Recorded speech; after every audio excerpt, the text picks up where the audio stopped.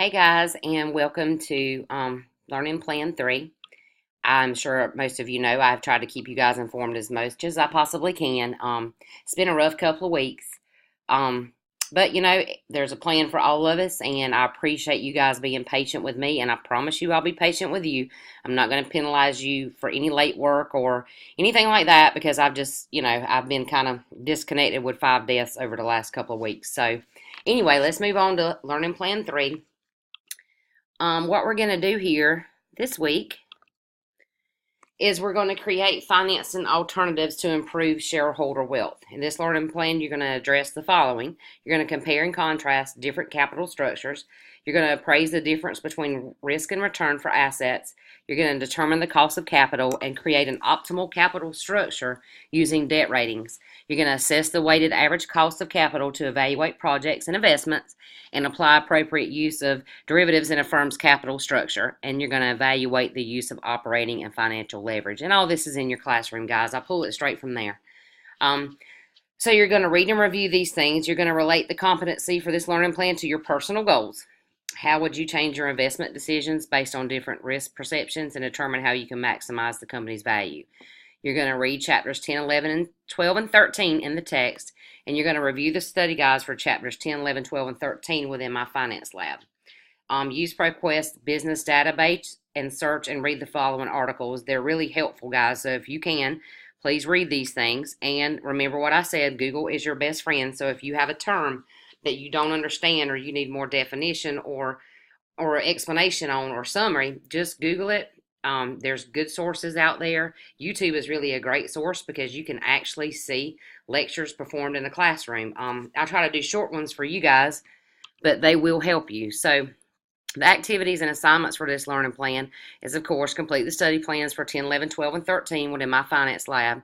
You're going to view the LP3 seminar and complete the assessment, which is what you're doing now, and I'll give you the assessment further on in the video. You're going to participate in discussion 3.1 capital structure, discussion 3.2, which is ungraded. You're going to complete the LP3 quiz and complete 3.1 assignment in chapter problems, and then 3.2 assignment cost of capital. And then you're going to work on part C of LP3, the final project, and we'll go into more depth here in just a second. This thing don't want to move for me today.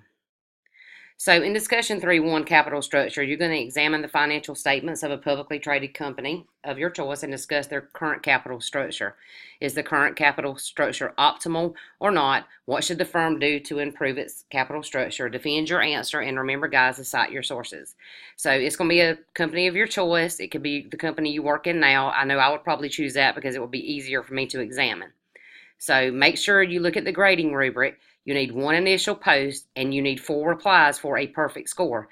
I'm looking for 3 different dates between 4 replies and your initial post, okay? So don't do all your replies on one day because you're going to lose points. So on discussion 2, capital structure of Ford Motor Company, and this is kind of going to tie into your final project. This is an ungraded discussion. So you're just going to discuss capital structure for Ford Motor Company as well as the calculation of the debt-equity ratio, earnings per share, return on investment, and weighted average cost of capital.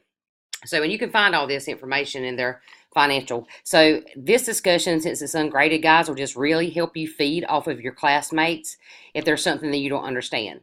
So LP3.1 assignment is your chapter problems. Of course, they're going to assess competency 3, complete the problems in the finance lab, take a screenshot of the results, and upload it to the Dropbox. This assignment's worth 40 points. Assignment 3.2 is cost of capital, and again, this will help you with your part C of the final projects. So you're going to use this scenario. Christopher Williams, president of Williams Industry, which produces widgets, has hired you to determine its cost of debt and cost of equity capital. The stock currently sells for $25 per share, and dividend will be $5. Christopher argues that it will cost us $5 per share to use the stockholders' money this year. Therefore, the cost of equity is equal to 20%. Furthermore, Christopher believes that the cost of debt is 25%. This is based upon the most recent financial statements, which shows that Williams Industries has a total liabilities of $10 million and will face total interest expenses for the year of $2.5 million. Christopher argues that the company should increase its use of equity financing because debt cost is 25%, while equity only costs 20%, and thus equity is cheaper. Is Christopher's analysis of the cost of equity, debt, and decision to increase the use of equity financing over debt financing accurate. Defend your answer in a 500 to 750 word report and cite your sources. And guys, meet the word requirement, because if you don't meet the word requirement, you're going to be caught up short. And always, when you do these papers, look at the grading rubric. I go identical to that, and I look for each point, whether you have met the standard, exceeded from the grading rubric. So anyway, you're going to post this to the Dropbox 3-2. This assignment's worth 65 points. So on your final project, Part C, and you can find this on LP5 under your final project, it's a discussion of Ford's capital structure. You will review Ford's consolidated financial statements. You will calculate the company's debt equity ratio and earnings per share. You will also determine the company's return on investment and weighted average cost of capital. So what I did for the seminar this time, guys, is I'm going to post this on the message board, so watch this. This is discussing cost of capital. You're just going to write a brief summary in relation to this, and I think it'll help. If you guys get in a jam or have a problem, some of you reached out to me and I sent you some more YouTube videos, and I'll be glad to do that through email.